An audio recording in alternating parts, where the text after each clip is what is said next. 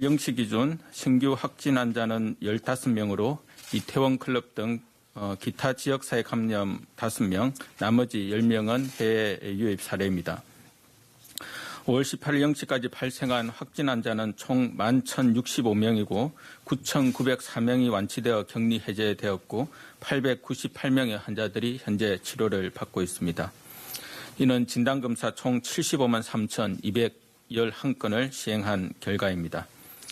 어제 사망하신 분은 한 분이고 현재까지 총 사망자 수는 263명입니다. 어제 사망하신 분의 명복을 빌고 유가족분들께는 깊은 위로의 말씀을 드립니다.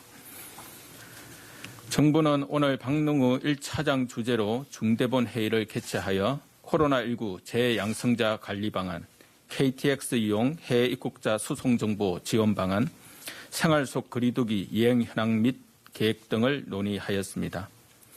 박능우 1차장은 그동안 종교시설과 콜센터는 사람 간의 거리가 가깝고 비말이 많이 발생하는 특성으로 인해 코로나19에 취약하다고 여겨졌으나 이번에는 손소독, 뛰어앉기, 발열검사 등 철저하게 방역수칙을 준수한 덕에 확진자가 방문했음에도 불구하고 추가적인 전파가 거의 발생하지 않았음을 강조하였습니다.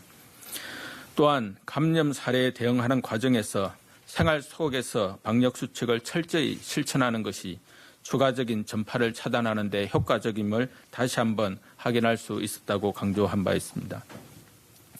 먼저 지난 2주간의 코로나19 위험도 평가 결과에 대해 설명드리겠습니다. 방역당국은 전문가들과 함께 일일 평균 신규 환자 50명 미만, 집단 발생의 수와 규모, 감염 경로 불명 사례 5% 미만, 방역망 내 관리 비율 80% 이상을 유지한다는 목표로 코로나19 사항을 주기적이고 종합적으로 평가하고 있습니다. 평가 결과와 전문가들의 의견, 우리 사회의 준비 사항 등을 종합적으로 고려하여 거리두기 단계의 유지 및 변경을 결정하게 됩니다. 최근 2주간 하루 평균 환자 수는 18.4명, 집단 발생은 1건, 감염 경로를 알 수 있는 사례는 13건으로 5.1%, 그리고 방역망 내 관리 비율은 80% 미만으로 확인되고 있습니다. 위험도 평가 결과와 방역관리 사항 등을 종합적으로 판단할 때 이태원 클럽 집단 감염이 발생하였으나 우리 방역관리 체계의 통제력은 의료 체계가 대응 가능한 범위 내에서 유지되고 있는 것으로 분석되며 생활 속 거리두기 체계를 조정할 수준의 위험도 증가는 아니라는 판단입니다. 앞으로도 방역당국은 코로나19 상황의 위험도를 주기적으로 평가해 현재 상황이 적정 수준의 관리 범위 내에 있는지 지속 확인하고 상황 변화에 적시에 대응할 수 있는 최적의 방역 정책을 마련해 갈 것입니다. 다음으로 이태원 클럽 관련 환자 발생 상황 및 조치 계획에 대해 설명드리겠습니다. 이태원 클럽 관련 환자는 5월 18일 0시 기준으로 168명이며 이태원 관련 환자가 89명, 이 환자들로 인한 추가 전파가 79명입니다. 이와 관련한 검사는 지금까지 6만 5천여 건이 이루어졌습니다. 다행히 급격한 확산은 나타나지 않고 있으며 하루 평균 10명 내로 환자가 발생하는 등 환자 발생 추이는 점차적으로 안정화되고 있습니다. 다만 4차 감염이 이미 나타났고 11개 시도에서 환자가 발생하는 등 그 확산 범위가 광범위하여 여전히 긴장의 끈을 놓지 않을 사항입니다. 방역당국이 모두 파악하지 못한 조용한 전파자가 지역사회에 존재할 가능성도 여전히 있습니다. 4월 24일에서 5월 6일 이태원 일대를 방문하고 아직 검사를 받지 않은 분이 있다면 지금이라도 검사를 받아주실 것을 당부드립니다. 국민 여러분들께서도 일상에서 생활 속 거리두기 수칙을 철저히 지켜주시기 바랍니다. 방역당국은 지난 주말의 영향을 면밀히 살펴보며 향후 감염이 추가적으로 확산되지 않도록 최선의 노력을 다해 가겠습니다. 정부는 지난 5월 6일부터 생활 속 거리두기를 시행하고 있으며 전국적으로 이행 여부를 매일 점검하고 있습니다. 어제 하루 종교시설, 노래방 등 2만 5천 개 시설을 점검하였고 방역 수칙을 위반한 128건에 대해 행정지도를 시행하였습니다. 매일 2만에서 4만 건의 시설을 점검하고 있으나 적발 비율이 높지 않은 것은 사업주를 비롯한 국민 여러분들께서 생활 속 거리두기 수칙 준수에 적극 협조한 성과로 볼 수 있습니다. 다만 점검 과정에서 마스크 착용, 이용자 명부 작성 등 기본적인 수칙을 준수하지 않는 곳이 적발되고 있어 여전히 기본 수칙을 안내하고 이행을 독려할 필요성이 있습니다. 특히 주말 동안 종교시설의 방역 지침 이행 여부를 집중 확인하여 아직 단체 식사를 지속하거나 마스크 미착용 시설을 발견하였고 이에 대한 행정 지도를 실시하였습니다. 반면에 신자의 출입 여부를 바코드로 파악하는 등 철저한 방문자 관리를 위해 노력하는 종교시설도 확인할 수 있었습니다. 특히 이번 수요일부터는 고3 학생의 등교가 시작됨에 따라 지자체별로 특별 대응 방안을 수립하고 있습니다.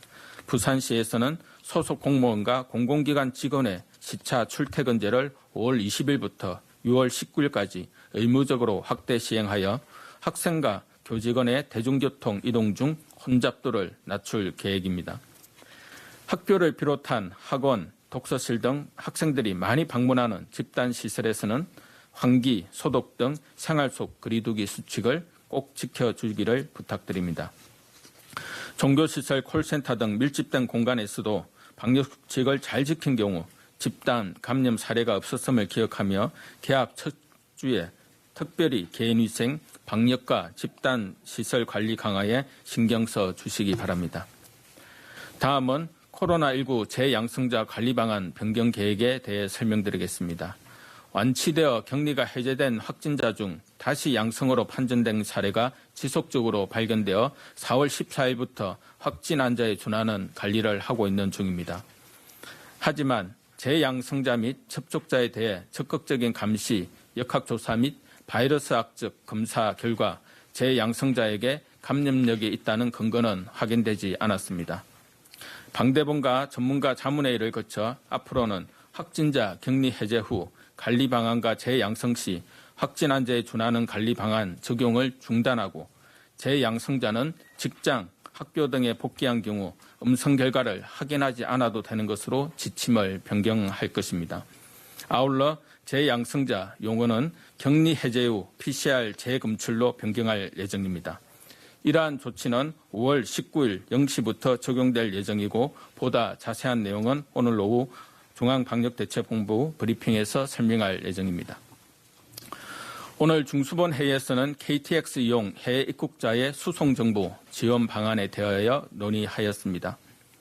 정부는 코로나19의 해외 유입 차단을 위해 4월 1일부터 전체 입국자를 대상으로 14일간 자가 또는 시설에서 격리하는 검역 강화 조치를 시행하였습니다. 자가 격리 장소로 이동하는 과정에서 대중교통을 이용하면서 감염병을 전파할 우려가 없도록 각 지자체에서는 담당 인력을 인천국제공항과 광명 KTX역으로 파견하여 해외 입국자의 교통 지원을 해왔습니다. 하지만 코로나19 사태가 장기화되면서 파견 중인 지자체의 업무 부담이 가중해짐에 따라 5월 20일부터는 중앙정부 차원에서 광명역에 종합정보센터를 개설하여 세부 수송 정보를 파악하고 지자체에 통보하는 시스템을 구축할 예정입니다. 이러한 조치를 통해 해외 입국자에 대한 효율적인 수송 체계를 구축하고 지자체의 부담도 완화될 것으로 기대합니다. 고3 학생들의 개학을 앞두고 학부모와 학생들은 학생들의 감염병 확산에 대한 걱정이 많으실 것입니다. 하지만 코로나19 상황이 언제 종식될지 모르며 가을 재유행까지 언급되고 있는 점을 감안할 때 일상을 계속 멈춘 채로 살아갈 수는 없습니다. 특히 대입을 준비하고 있는 고3 학생들의 상황을 고려하여 신중한 판단이 필요합니다. 학생들이 안전한 환경에서 교육받고 건강하게 성장하기 위해서는 우리 사회 모두의 적극적인 협조와 지원이 필요합니다. 우리는 이태원 클럽 환자 사례를 통해 생활 속 거리두기 방역 수칙을 잘 준수하면 코로나19의 전파 속도를 지연시키고 확산 규모를 줄일 수 있다는 사실을 확인하고 있습니다. 우리는 긴 시간 동안 산발적인 감염과 재유행의 위험을 감수하고 이를 겪으며 살아가야 합니다. 앞으로도 교회, 학교 등 다양한 다중이용시설에서 산발적인 코로나19의 감염과 확산이 계속 발생할 수 있습니다. 우리는 당분간 코로나19와 함께 일상을 보낼 각오로 하고 각자가 방역 주체라는 인식하에 방역 수칙을 철저히 준수해 나간다면 멀어진 일상이 우리 곁으로 조금씩 가까이 다가올 것입니다. 감사합니다.